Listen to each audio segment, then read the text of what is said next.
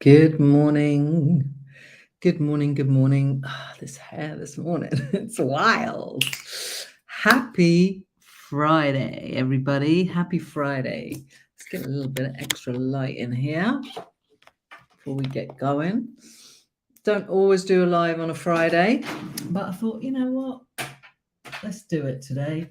Let's do it. Oh, let's try and get my lights down to work.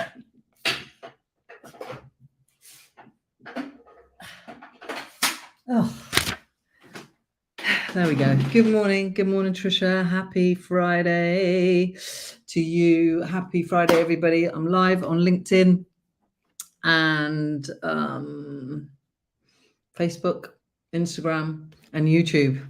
Just getting all the bases covered. If only I knew how to do it on Threads. Has everybody seen Threads? The new, it's like Twitter without the hate, but it's also like Instagram. So it's basically Facebook's version of Twitter, which right now it seems very loving and kind, but we'll see how we get on. Anyway, good morning, Trisha. Good morning. Sun is shining. It's a good day. It's a good day to have a good day, right? It's a non-refundable day. Every day is a non-refundable day. They're relentless these days, right?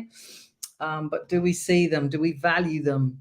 I think we value them more when the sun is shining, that's for sure. I've been for a run and I've not long been back and it is warm already. I was a right old hot, sweaty mess. There is literally no wind. So the sea, I live right by the sea and it is just flat and it's beautiful. And yeah, don't we appreciate it more when the sun's shining?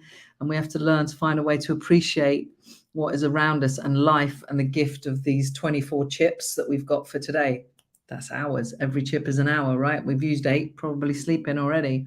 What are you going to do with the rest? What are you going to do with the other 16? Some people didn't wake up today. Some people didn't get a chance today. So you have, what will you use your time with? How will you serve yourself? How will you maybe serve others? Because I think that's how we get the most meaning out of life, by helping others, by doing, how do we live a fulfilled life? I think it's doing the things that have meaning to us. So that's the things that bring us joy and the things that light us up. That's what makes us feel most alive, that shit. So how can we do that? And I think you have to connect with yourself, learn to love yourself and accept that you like what you like and you do what you do. And rather than letting society push and shove you in a direction where you feel you should be, or trying to do the right thing to please family or whoever. Ultimately, I don't think that's fulfilling unless you really want to do that thing and it really lights you up. Yesterday, I touched on, we're talking about emotions. And do you remember the saying that I said yesterday? The harder you struggle with your emotions, the deeper you sink. And basically talking about bottling stuff up and suppressing stuff. And I've done that. And maybe you've done that at some point, and pretending when things aren't good. It's like I think it's like taking a short-term painkiller, isn't it? We think, right, okay, it's a bit like procrastination as well. That's a stress reliever, right? Well, we don't want to do that thing, it's too hard, so we'll procrastinate, which is like the aspirin for doing the shit we don't want to do.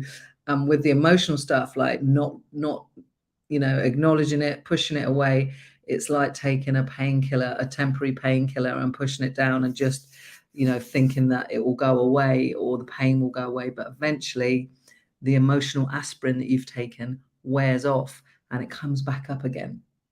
And this is the thing that I said, are your emotions limiting you? And I think our emotions obviously do limit us. It's pretty obvious, right? Well, it's obvious to me, because when we don't tap into those emotions that we're feeling, when we don't do something about the negative ones, the difficult ones, and we suppress it, your body is constantly fighting that. So there's a lot of energy being used for these emotions that want to break free, that want to come up and out, and that need to be released. So there's a lot of physical energy. Every cell in your body is using a lot more energy just to all the systems to work, reproductive, respiratory, all of digestive, all these systems have to work harder. They're not working in unison. When we're suppressing stuff. This is why breath work works so well. Breath work can help all of your systems get in alignment, and therefore you use less energy in your body, and therefore you have more energy for other things. And a very simple technique, breath work technique, just while we're here, I thought I'd share it with you, that you can do to help get all the systems working together in alignment, is just simply rhythmic breathing. It's not box breathing. It's just like, say you breathe in for 5, you exhale for 5. And if you just sit with yourself for a few minutes and just breathe in for a count of 5, breathe out for a count of 5, just get your breathing in a rhythm, or the count of 6, whatever you want to do. Doing that for a few minutes helps to get all your systems in alignment, and then you're using less energy. So it's a very simple breathwork technique.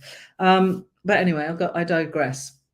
So when we have these emotions that we suppress, that we push away, that we want to take, we just don't want to acknowledge at the time, it limits us. It limits us in the terms of the energy and the capacity that we have to put into other things, whether that's thinking and creating solutions, or creating ideas, or whether that's actually physical stuff that we have to do. It limits us. And when you're having conversations in relationships, whether that's your personal ones or your business ones, if you're suppressing and bottling your true feelings and emotions, how do you think that's impacting those relationships? You're not showing up as your true fullest self, right? So there's a limit. There's got to be a limit if you're not showing up truthfully and fully, authentically, if you want to use that word. So you're limiting yourself. So by not addressing your emotions, you are suppressing your capabilities, your possibilities, your potential, by not dealing with what needs to be dealt with. So if you feel like you're not getting to where you want to be, or you're not finding the relationships that you want, or you're not finding your purpose, or any of this stuff, you're feeling less confident, our emotions are a big part to play in all of that. So we have to learn to be emotionally agile, emotionally intelligent. We have to take responsibility for that. And a lot of times when we're feeling bad stuff, we can blame it on other people. Well, I'm feeling this way because you did this, or you did that, or because this happened, this is why I'm feeling it. And don't get me wrong, these things happen, right? We feel shit. But we can take responsibility for it. I always say it starts with you, as you know, and that is about responsibility. And that means responsibility. What is your ability to respond to stuff? That's what it starts with. You is all about. It's about taking responsibility. It's not about right or wrong. Like, I've been in a situation where a relationship broke down and it was really difficult for me. And that's where it starts with you really kind of came from. Because I had to have responsibility. There was no point me blaming the other person, despite whether I thought I was right or wrong, and that they were wrong or whatever. Like, there's just no point. I just had to adjust my response and be more agile, because this is what builds your resilience, when you can manage your emotions and put yourself in control. And when you do all of that, it gives you more flexibility. And when you've got more flexibility, you start to let go of the limitations that you've built for yourself, because blaming other people means that you've got to wait for them to change before you feel something different. They may never change, and you're going to spend your whole life shackled and holding on to this. Like, it's crazy, right? Trisha saying you have to feel it, whatever it is, to move on. Yeah, feel it until you no longer need to feel it. Feel it until you no longer feel it. That's what I think it's Marissa Peers says, something like that. Feel it till you no longer need to feel it. And she's probably quite right. As a big suppressor from the past, I realized how it impacted my life and my limitations. And sometimes those really difficult emotions, like we don't want to have to deal with them. I felt a huge amount of rejection, which was something I didn't want to admit to, I didn't want to work through. But until I did it, not much was going to change. And so you have to lean into that shit and you have to deal with that shit. And this is how we learn to thrive. And I definitely feel like I'm thriving. I help many people thrive. I had a beautiful message from somebody today. Just so lovely about impact on their life and how their life's changed. And I love it when people do this stuff and do the work of self. It's the hardest work of all, but it's the most rewarding. It will give you, if you want to feel content, fulfilled, and thrive, then you have to do the work of self. And it stops there. Whether you're working in corporation for your own business or you got whatever job you've got, if you want to thrive in that environment and thrive in your relationships, you've got to do the work of self. And that's why I created Breaking Your Own Limits. One of my people in that program has worked in corporates a lot, and she won't mind saying this because she's done a video testimonial, which you can find on the website actually. And she used to work for Nike and Under Armour. So she's worked in big corporate environments, and she said everybody in these corporations needs to do this program. That's what she said. And because you have to do the work of self. So Breaking Your Own Limits is a program that runs over 3 months, has the potential for extension, and we cover areas. It's called the subtitle is Working Through Your Crap: Confidence, Relationships, Awareness, and Purpose. And these are just 4 areas that I discovered that most people tackle and want to tackle when they work with me on a one-to-one basis. And awareness is a big part of that. You have to be aware of the emotions and the things that you're feeling, and your behaviors and your actions and your language is such a big piece of personal development puzzle. If you have no self-awareness, you're wasting your time with personal development, because you have to have the awareness of self. And that's something, it's a skill, it's something you can cultivate, it's something you can work on. And it's the first part of the program. And if you don't join my program, you can go away and do this stuff for yourself. Like, go away and get a journal and start noticing what your language, your thoughts, your feelings, your actions, and your behaviors. Start noticing. That's what it is. And that's a bit like meditation. I use that word a lot in meditation. Notice what you're thinking. Notice what you're saying. Notice your actions and how you're showing up in the world. This will massively help your self-awareness. And it's the biggest piece of the personal development puzzle. So anyway, a short one today. If you like anything you hear, please send me a message and let me know if there's anything you want me to talk about. As you know, I'm a life coach, a breathwork teacher, and a speaker.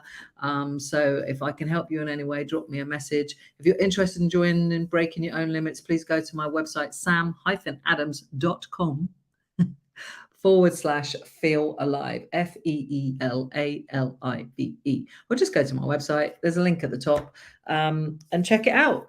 We start in September. It's been highly successful. It's probably the work that I'm most proudest of. That and breathwork just blows my mind what it does for people. It's just bonkers.